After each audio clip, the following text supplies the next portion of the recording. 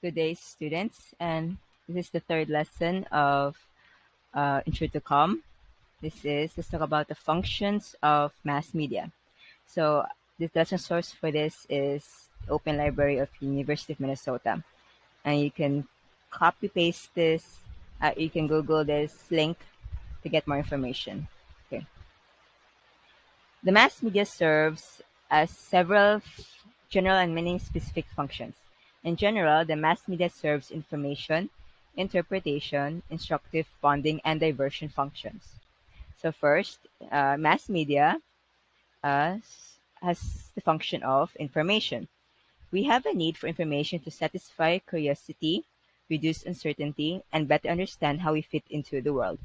The amount and availability of information saturation have led to increased competition, however, to provide information to the people, which creates the potential for news media outlets, for example, to report information prematurely, inaccurately, or partially. So this is not unknown information to us.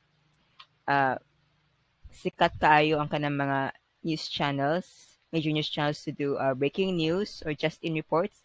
They even they just report little news na more medyo kulang, and then kailangan, and then that we need more information first. For however they do this breaking news just in information, not just to tease people, and so and then you have to wait for more news about it. And some and yeah, these breaking just in reports do result to some misinformation that will lead to these news channels to make some apology after if they got the statistics wrong, they got the numbers wrong, or they got some of the names wrong, etc. So getting your information from mass media is sometimes very overwhelming, or almost very overwhelming nowadays because of the many sources that we get our information, and the saturation and competition of different sources, which also leads to misinformation, like what I said. So, so even here in the article from the Atlantic, the media has always been bad at reporting breaking news, even before social media.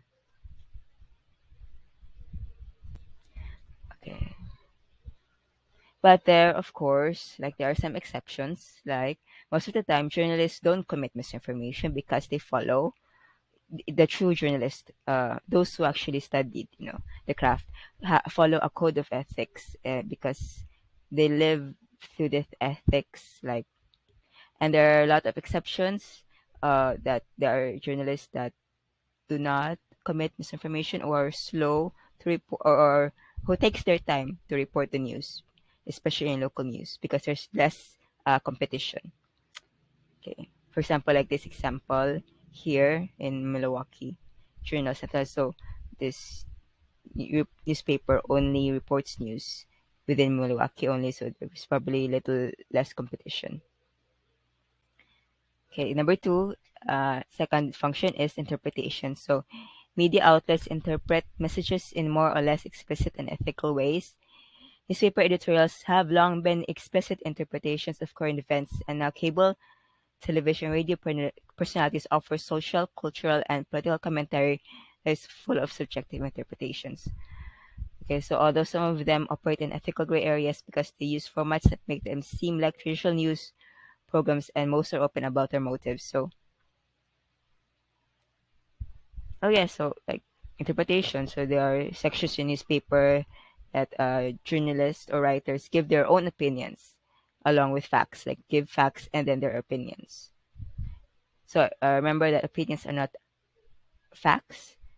Okay, they are just merely opinions that you may agree or not agree.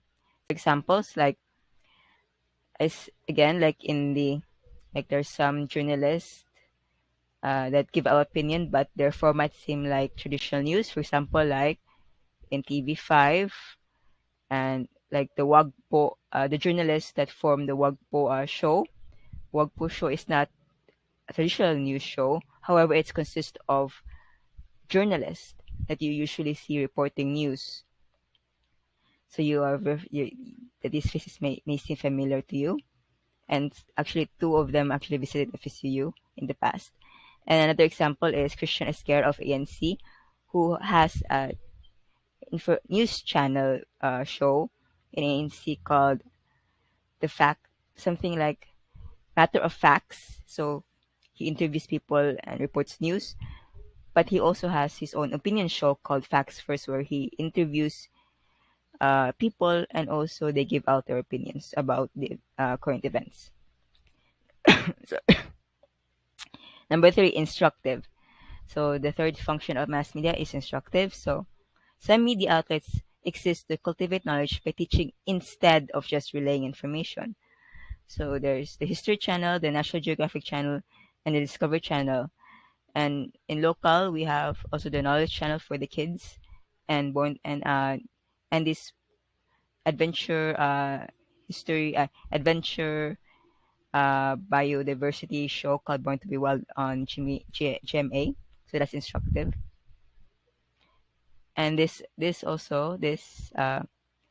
video is also instructive.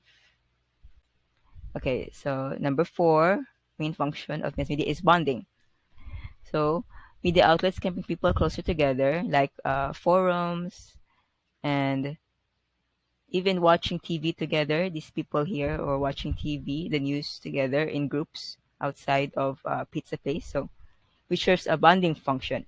For example, people who share common values and interests can gather on online forums. Yes, like so you each of you students may be a member of a forum because you you share interests and this interest you and then masses of people can be gathered together while watching a movie like in the cinema or even watching a coverage of a tragic event. So this photo actually here below is actually people watching news about 9/11, the September 11 events in New York City.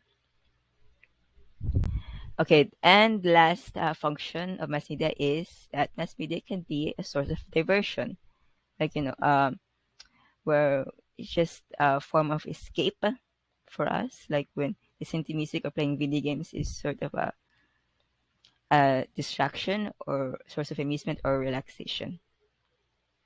So that is the end of the lesson. And please study and prepare for the assessments and exam.